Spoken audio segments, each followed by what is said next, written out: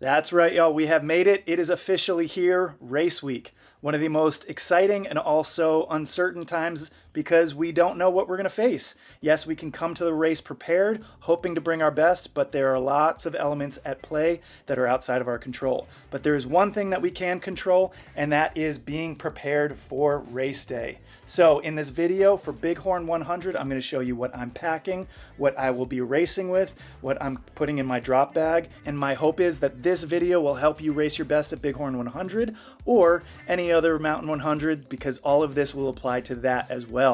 Let's get into it.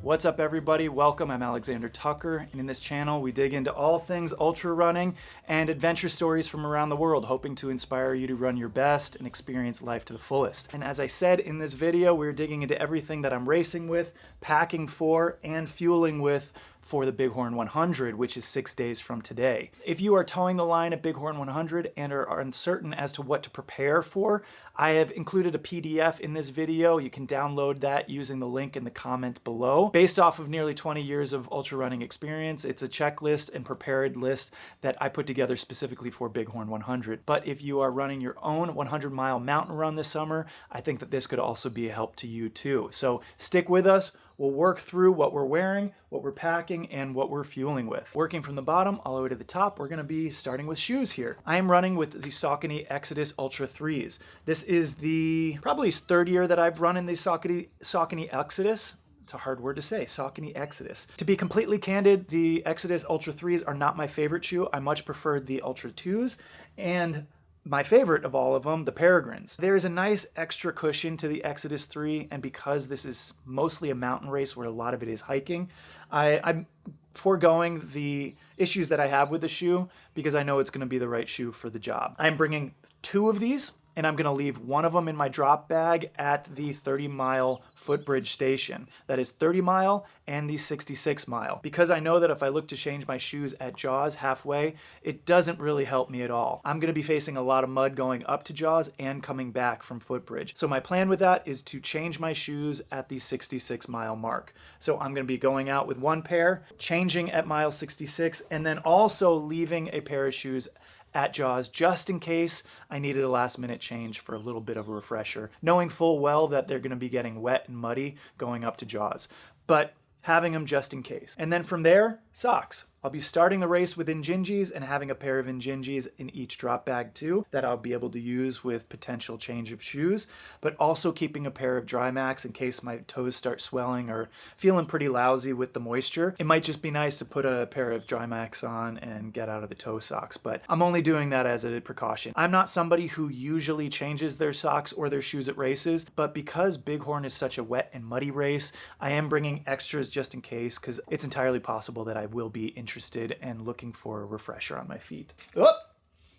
Making a mess here. And then from there, my vest. What am I going to be carrying everything that I need in? This is the Salomon Advanced Skin 12 pack. I go with the Advanced Skin 12 because it is 12 liters of space.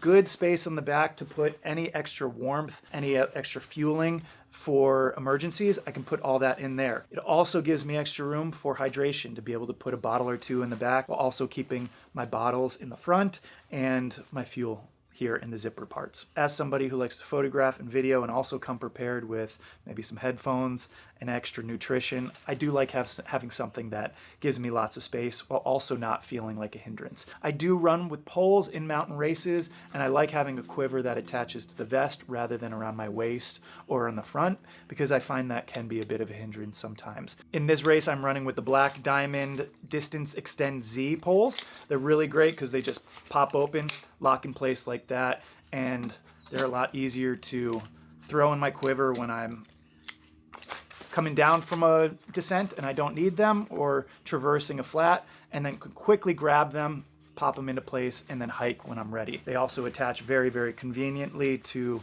the pack because Salomon makes for Salomon. That's why I end up using that. Simplifies the process. Okay, and onto what I'm wearing from the ankles up. So Bighorn is a little atypical in how they run things. Many mountain races, races in general, start either early in the morning, pre-dawn, or at the evening, right around sunset. But they're a little different, and they like to start at 9 a.m. And you're already in the bright sun of the day, which means that you're pretty comfortable. You don't need much more than a t-shirt, some shorts. So you end up packing your warmer weather gear for much later on. So I'll be starting the race in my 2-in-1s. These are very comfortable. I can put my bib right on there, not have to worry about it on my pack or my shirt. A very light t-shirt, because the race about a mile in, less than a mile in, about a half mile in, just starts climbing. And the first few miles are straight up. So I'll have a hat, my shorts, my shirt, and sunglasses to start the day. That's basically what I will be wearing. Then what am I going to be packing in my pack for clothes, for emergencies? I'm going to have my buff, and I'll have my Patagonia Houdini zip up. If I start coming down from a big climb and have a long descent, in the shade and in the wind, it can get a little cool. So I got that to keep my head or my neck warm, and also have a layer here. This here is my rain shell. It is another Patagonia. It's basically the rain shell version of this. It zips down really nicely. I'm not going to be going out with this unless the weather forecast on Friday says that I should, but I will be packing this to pick up at mile 30 at Footbridge. Similar to that, picking up at Footbridge, I'm going to have a long sleeve and long pants. That is because the climb out of Footbridge up to Jaws is a really long climb. It is about 18 miles with about 5,000 feet of gain over that 18 miles. So that's something that I need to be prepared to take really slowly, and also be prepared to be in the elements should they roll in. Once I get to Jaws, in case it is very cold at night and I'm running through the snow, I'm gonna have a Patagonia zip up here, which is very light. I can throw it in my pack if I need it. I don't plan to leave Jaws with it, but if it is cold, I'm going to be using that. So all of these are elements for the overnight. Once I get up and out of that climb from Footbridge to Jaws, I'm going to want layers, because then I'm going to be coming back down, digging through mud the whole way, and also going downhill rather than uphill. So my core is going to start to drop, and it's also at night, overnight. Also included in those layers are a hat and gloves. I'm going to want these. I'm not going to go out. I'm going to leave these at Jaws, but I'm going to have my gloves at Footbridge in case it does get cold in the evening as I'm climbing up. Okay, shifting things around here, we are now moving on to gear. For my watch, my Apex 2 Pro. The Apex 2 Pro has a really great battery life. Endurance setting, whatever it is, gives you about 75 hours of life. So I won't have to charge this. I can just set it and forget it. Love that infomercial. Headlamp.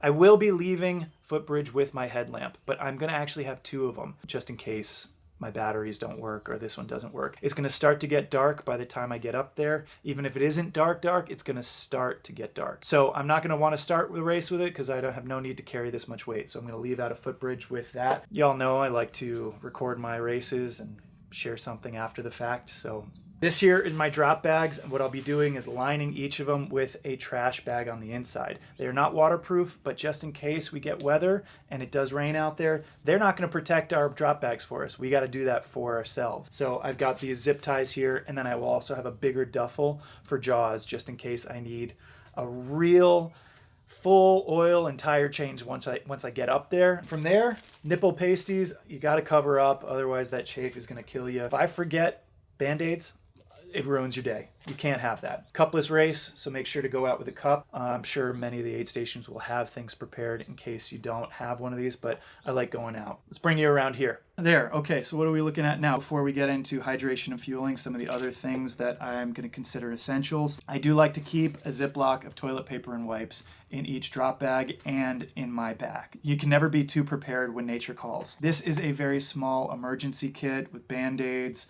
I keep moleskins in there, safety pins in case I gotta pop anything. For emergency's sake, I keep these in the drop bags. And then of course, starting race day with your sunscreen. You can't go out without sunscreen. You get up there, 8,000 feet, 9,000 feet, it's fully exposed and you're high. You're gonna get scorched, so be prepared to run with sunscreen. One thing that I don't have here too, because it was a very buggy spring, what I'm hearing is that they do suggest you go out with bug spray. I don't have that here, but that is something I'm gonna be throwing in my kit too. And of course, lube. This will be your saving grace. Forget everything else. If you went out naked, The one thing that you need is this. I like a little bar of Body Glide because it's easy to apply. I don't have to think about it. Start the race with that. You'll thank yourself later. Caffeine. I throw a few pills of caffeine in a Ziploc, put them in my pack until I need them about 1 a.m., 2 a.m. I take one. These are 200 milligrams, but the nice thing about them is they're slow release. I like using something like this because it's going to give me a slow drip, keep me perked up right through the night.